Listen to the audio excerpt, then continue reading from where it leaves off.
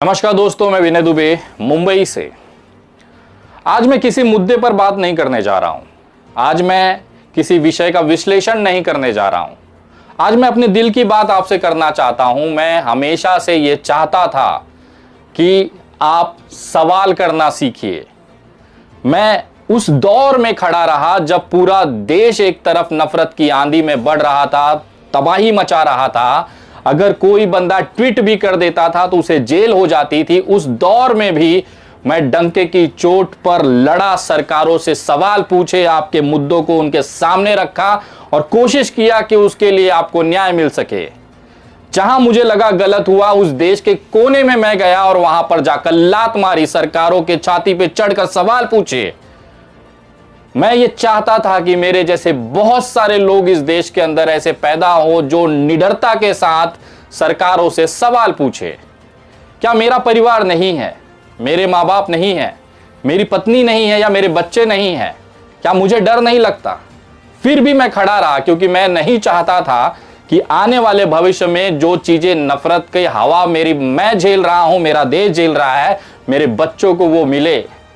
मैंने ये लड़ाई इसलिए शुरू की थी कि ताकि मेरे बच्चों को ये सब न झेलना पड़े, उन्हें हिंदू मुसलमान क्या होता है न पता चले।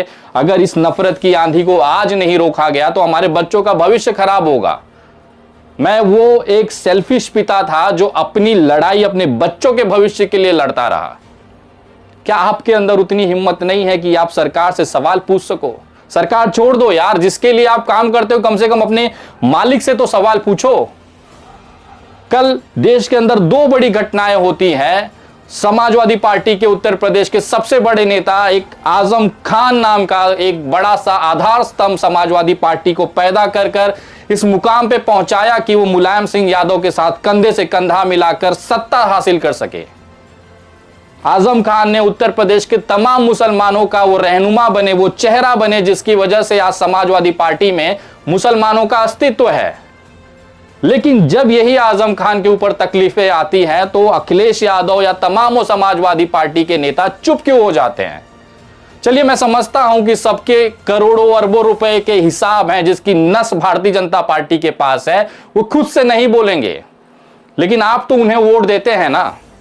एक मुसलमान से मैं पूछना चाहता हूं जो उत्तर प्रदेश में समाजवादी पार्टी को वोट देता है, क्या आपने आजम खान के विषय में अखिलेश यादव से कभी सवाल पूछा? डरते हैं कि शायद वो हमें डांट देंगे। अरे वो मालिक नहीं है, मालिक वो मतदाता है जो वोट देकर इन्हें नेता बनाता है। जब आपके रहनुमा, आपके नेता के ऊपर प्रॉब्लम आती है, उनके ऊपर प्रताड़नाएं दी जाती है, वो बंदा वीडियो बनाकर ये कह रहा है कि दुआएं जारी रखिए, जुल्म जारी है। आज उस आजम खान को क्या महसूस होगा कि जिसने पूरी जिंदगी अपनी उस मुसलमानों के पीछे लगा दी, इस देश के अंदर, उत्तर प्रदेश के अंदर उन्हें सम्मान से जीना सिखाया, वो समानता का अधिकार दिलाया, आज वही अपने आप को अकेला महसूस कर रहा है। एक ट्विटर पे ट्वीट कर देने से क्या हमारी जिम्मेदारियां पूरी हो जाती है? मैं पूछना चाहता हूं उत्तर प्रदेश के उस मुसलमान भाइयों से जो चाप के समाजवादी पार्टी को वोट देते हैं, मेरी बात बताओ यार, क्या आपके अंदर इतना दम नहीं है कि आजम खान के लिए आप अखिलेश यादव से सवाल करो कि यार क्यों नहीं खड़े हो रहे हो आप? अगर अखिलेश यादव दिल से चाह लेते तो आजम खान को इतनी यातनाएं नहीं झेलनी पड़ती। मुलायम सिंह यादव के साथ कंधे से कंधा मिलाकर आजम खान ने पूरी जिंदगी बिता दी, इस उम्मीद में कि कल को मुझ पर कोई संकट आएगा तो ये मेरे साथ होंगे। लेकिन इसके उलट समाजवादी पार्टी उन्हें क्या दे रही है? जिल्लत की जिंदगी। भारतीय जनता पार्टी के वार हो रहे हैं उसके ऊपर, उसको बचाने के लिए, बचाना तो छोड़ दीजिए, उसके बारे में सोच तक नहीं रहे हैं। सिर्फ एक ट्वीट कर देने से पूरी खाना पूर्ति हो जाती है। महाराष्ट्र में आइए, जब हिंदू हृदय सम्राट सम्माननीय बाला साहब ठाकरे जी यहां बैठा करते थे और उनके ऊपर कोई कार्रवाई, एक पुलिस की नोटिस भी जाती थी, पूरा महाराष्ट्र बंद हो जाता था। बाला साहब ठाकरे सम्माननीय बहुत बड़ी हस्ती है, लेकिन उस पार्टी के अंदर अगर किसी नेता के ऊपर कार्रवाई होती थी तो पूरा महाराष्ट्र जलता था, सड़कों पर सन्नाटे होते थे। अगर किसी बस ने हिम्मत की तो वो जल जाते थे। ये रुतबा होता है अपने पार्टी के प्रति समर्पित लोगों को बचाने के लिए उस पार्टी के अध्यक्ष के तौर पर। लेकिन मैं जो देख रहा हूं, अगर आजम खान के ऊपर इतनी कार्रवाई होती तो क्या समाजवादी पार्टी का कोई भी संगठन, कोई भी नेता, चाहे छोटा हो चाहे राष्ट्रीय अध्यक्ष हो, क्या सड़कों पर उतरकर आजम खान के साथ खड़ा हुआ? मैं इंतजार करता रहा कि शायद अब होगा, अब होगा, अब होगा। 100 एफआईआर एक साथ आजम खान के ऊपर लादी गई, कोई नहीं बोला। अखिलेश यादव जी चुप। जब उनके को जेल किया गया तो कोई नहीं बोला, अखिलेश यादव जी फिर चुप। जब उनको पत्नी को घसीटकर अदालत में खींचा गया तो लेकर अखिलेश यादव चुप। जब उनको बेटे को जेल में डाला गया तब आजम खान को लेकर अखिलेश यादव चुप। विधायकी छीनी गई, आईटी के रेड हुए, कब बोलेंगे अखिलेश यादव? और कब सड़क पे उतर के उनके लिए आंदोलन करेंगे? सिर्फ मीडिया में आके बाइट दे देना कि नहीं मैं आजम खान के ऊपर हो रहे जुल्मों के खिलाफ बोलता हूं। किस चीज का डर है? क्या होगा ज्यादा से ज्यादा? भारतीय जनता पार्टी के राज में इतने सारे लोग जेल में हैं, अगर आप भी चले जाएंगे तो क्या होगा? इसका मतलब कहीं ना कहीं आपको जेल जाने से, कार्रवाई होने से डर लग रहा है। इसके लिए अपने नेताओं को आप बलि का बकरा बना दे रहे हैं। उत्तर प्रदेश का बात छोड़ दीजिए, नूह मेवात का ले लीजिए, सब पार्टियां एक ही जैसी हैं। कांग्रेस हो, अभी न्यू मेवात में जो हुआ, दंगे हुए, उसको लेकर विधानसभा के अंदर कांग्रेस के विधायक ममन खान ने लाके खुलेआम बोल लेकर, आज जब ममन खान की गिरफ्तारी हो जाती है तो क्या किसी मुसलमान ने, जो कि न्यू मेवात का हो, ये चाहे पूरे देश का हो, उसने राहुल गांधी से सवाल पूछा कि क्या आप ममन खान के साथ खड़े होंगे, कि क्या उनकी पार्टी ममन साथ के साथ खड़ी होगी? कोई कुत्ता नहीं दिखाई दिया। मुसलमान का वोट चाहिए, जब चुनाव नजदीक होगा तो टोपी पहन के जाकर इफ्तारी करेंगे, मस्जिदों में जाके चादरें चढ़ाएंगे, नमाज पढ़ने की कोशिश करेंगे, और जैसे ही चुनाव बीत गया, रिजल्ट आ गया तो 5 साल मुसलमान मरता रहे, हमें क्या दिक्कत है? ये जो अपने लोगों के साथ पार्टियां नहीं खड़ी होती हैं, यही आपको कहीं ना कहीं भारतीय जनता पार्टी को ताकत देती है, हिम्मत देती है ऐसी कार्रवाई करने के लिए। और खासतौर पर मुसलमानों के बारे में तो उन्हें पता है कि कोई भी पार्टी इनके साथ खड़ी नहीं होगी, क्योंकि जैसे ही ये खड़ी होगी ये इन्हें हिंदू विरोधी बता देंगे। अरे होगा चुनाव, देखेंगे ना, हम जनता संभालेंगे आपको, पहले आप हिम्मत करके खड़े तो होइए। किसने कहा है आपको कि आजम खान का साथ छोड़ देंगे तो आपका हिंदू वोट नहीं देगा? ममन खान इकलौता ऐसा वहां का विधायक है जो डंकी की चोट पर मुसलमानों की बात रखता है, मेवात के अंदर रखता है।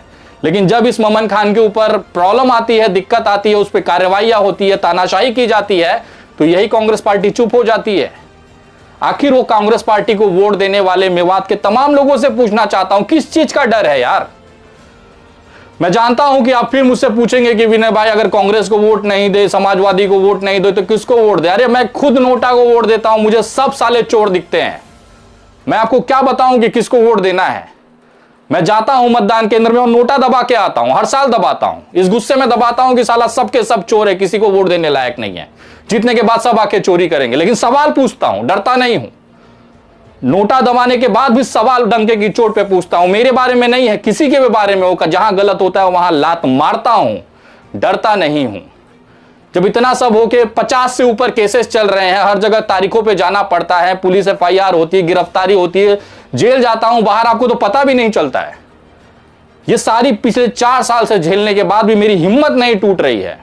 लेकिन मैं जब देखता हूं उमर खालिद आज भी जेल है, कोई अरविंद केजरीवाल, कोई समाजवादी पार्टी का अखिलेश यादव, कोई राहुल गांधी उसके बारे में बात नहीं करता। वोट उमर खालिद के कम्युनिटी का सबको चाहिए, लेकिन उमर खालिद के बारे में बोलेंगे तो बाप रे बाप, आतंकवादी हो जाएंगे। किस चीज का डर है? वैसे भी वो कौन सा हिंदू है जो आपको वोट देता है?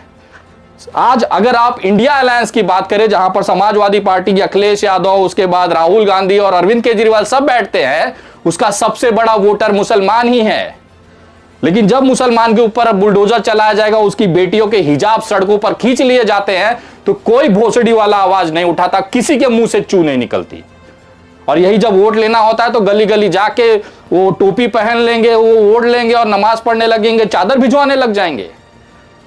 ये इसलिए होता है कि उनको पता है कि जो मेरे को वोट देता है वो जाएगा कहां पर। मैं आप तमाम लोगों से बोलता हूं कि यार राजनीति होती रहेगी, आती जाती रहेगी, लेकिन कम से कम अपने आत्मसम्मान को मत बेचिए। आप वोट देते हैं, आप मालिक हैं, वो वोट लेते हैं, वो मालिक नहीं है।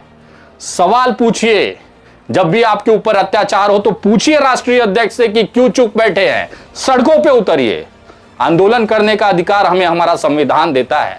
अहिंसात्मक तरीके से कानूनी परमिशन लेकर क्यों नहीं सड़क पे बैठा जाता, आंदोलन किया जाता, आमरण अनशन किया जाता कि हमारे लोगों के ऊपर अत्याचार हो रहा है, उसको रोकना चाहिए। किस चीज का डर है कि धूप लग जाएगा, रंग काला हो जाएगा? अरे यार, संघर्ष के बिना सत्ता हासिल नहीं होती है। आज समाजवादी पार्टी कितनी भी ताकत लगा ले, लेकिन जब तक वो सड़क पर उतरकर लाठी नहीं खाएगा, सत्ता तो दूर की बात है, वो सम्मानजनक आंकड़ा भी नहीं पहुंच सकता, चाहे वो विधानसभा हो चाहे लोकसभा हो। आप सोचेंगे मैं एसी में बैठ जाऊं, हमारे कार्यकर्ता को लड़ाओ, वो क्या फ्री में आते हैं? उनका जिंदगी नहीं है। आपके लिए वो जाके आंदोलन करते हैं, पुलिस उस पर एफआईआर करती है, जेल जाते हैं, कोई कुत्ता देखने नहीं जाता वहां पर कि जेल में उसके हालात क्या है। जमानत तो बहुत दूर की बात है। वो वहां पर जेल के बाहर, दरवाजे पे, पुलिस स्टेशन के बाहर, अदालत के बाहर अगर कोई खड़ा मिलता है तो सिर्फ उस जेल जाने वाले कार्यकर्ता के मां बाप, भाई बहन ही दिखाई देते हैं। सिर्फ 2 दिन तक, जब तक वो मामला चर्चा में है, तभी तक जिला अध्यक्ष और राष्ट्रीय अध्यक्ष कांटेक्ट में रहते हैं। उसके बाद मरने दो, हमें क्या है।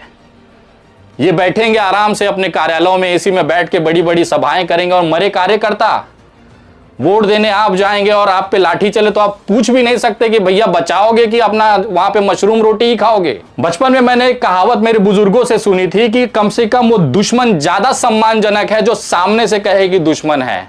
अपने साथ में चलकर अपने आप से गद्दारी करने वाला कम से कम वो दोस्त, उससे बड़ा अपमानजनक और गद्दार नहीं मिलेगा जो आपके साथ खड़ा होकर आपके मुसीबत में साथ न दे। भारतीय जनता पार्टी सामने डंके की चोट पे कहती है कि भाई हम मुसलमानों का नहीं कुछ भला करेंगे, हम उनकी ऐसी तैसी कर देंगे, बुलडोजर चलाएंगे, उनको जेलों में डालेंगे। कम से कम वो सम्मानजनक है, सामने से बोलता है। लेकिन आपके साथ आपका हाथ पकड़ के बोलेंगे नहीं मैं आपके साथ हूं, आपके हर सुख दुख में खड़ा हूं, और जैसे दुख आएगा सबसे पहले यही भागेंगे। क्यों भागेंगे भाई साहब? वोट आप लेने आएंगे, भीख आप मांगने आएंगे, तलवे आप चाटेंगे, और जब आप सत्ता में आ जाएंगे तो 5 साल ये मार खाएंगे। मैं पूछना चाहता हूं उस देश के तमाम लोगों से, चाहे आप किसी भी जाति से बिलोंग करें, आप किसी भी कम्युनिटी से बिलोंग करें, अगर आप किसी पार्टी की विचारधारा के साथ जुड़े हैं तो उसके नेताओं से सवाल पूछना सीखिए। अगर नहीं पूछेंगे तो आने वाली आपकी जो जन्मे हैं, आपकी जो पुश्ते हैं, आपके जो भविष्य है ना, वो सिर्फ और सिर्फ कटोरा लेकर भीख मांगेगा। जिस तरह से आप गुलाम हैं आज किसी पार्टी के किसी नेता, अरे क्या उखाड़ लेगा कोई नेता? एक सवाल पूछने से क्या होगा? पार्टी छुड़वा दिया जाएगा, इससे ज्यादा क्या ही कर लेंगे। आपसे भीख मंगवाकर, आपके पैसे खर्चा करवाकर बैनर लगवाएंगे, आपके पैसे खर्चे करवाकर बड़े बड़े आयोजन करेंगे, आपके पैसे खर्चा कर उनको आप अपने घर बुला के बादाम, काजू और छुहाड़ा खिलाएंगे, और जब आप जेल चले जाएंगे तो कोई कुत्ता नहीं पहचानेंगे। ये राजनीति नहीं चलनी चाहिए इस देश के अंदर। डंके की चोट पर सवाल पूछिए। मुकदमे लादे जाएंगे तो भी चलेगा, पूछिए। अगर नहीं पूछेंगे ना तो कल को आपके बच्चे बोलेंगे कि तुमसे बड़ा ना दल्ला और गुलाम मैंने जिंदगी में नहीं देखा। मैं सिर्फ इस वीडियो के माध्यम से एक सवाल, एक निवेदन आप तमाम लोगों से करना चाहता हूं। हिम्मत करिए, सवाल पूछना सीखिए। कुछ नहीं होता। किसी नेता, किसी कोई कार्यकर्ता का घर नहीं चलाता। किसी नेता की वजह से किसी भोसड़ी वाले कार्यकर्ता का घर नहीं चलता। उसके घर में चूल्हा जलता है तो अपनी मेहनत से।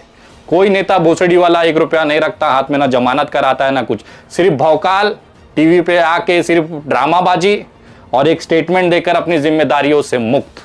ये नेता अगर आपके साथ है, अगर आप उसके फॉलोअर हैं, उसको मानने वाले हैं, तो आज का आज उसको बंद कर दीजिए। ये सारे सब के सब केवल दल्ले हैं, अपना सिर्फ काम बनाना जानते हैं। उसके बाद आप मरते हैं तो मरे। आपकी बेटियों का हिजाब खींचा जाता है तो खिंचाए। इनकी बेटी तो घर में एसी में बैठ के वीडियो गेम खेल रही है, पबजी खेल रही है, इनको क्या फर्क पड़ता है। एसपीजी सुरक्षा है, 50 तो बाउंसर गनर लगे हुए, इनकी बेटी सुरक्षित है। और आपकी बेटी का हिजाब खींचा जाए तो चुप, एक ट्वीट मार दिया जाएगा कि भाई हमें बहुत दुख हुआ, बस हो गई जिम्मेदारी खत्म। और आप बढ़ बढ़ के लाइन लगा लगा के अपना पैसा खर्चा करके, अपना पेट्रोल जला के इनके लिए वोट की भीख मांगते पड़ेंगे गली गली। वो जानते हैं कि जाएगा कहां साला। मैं आज भी कहता हूं, अपने आत्मसम्मान को ना बेचिए मत। अपने आत्मसम्मान की लड़ाई खुद लड़नी पड़ती है, कोई नेता नहीं आता किसी के लिए।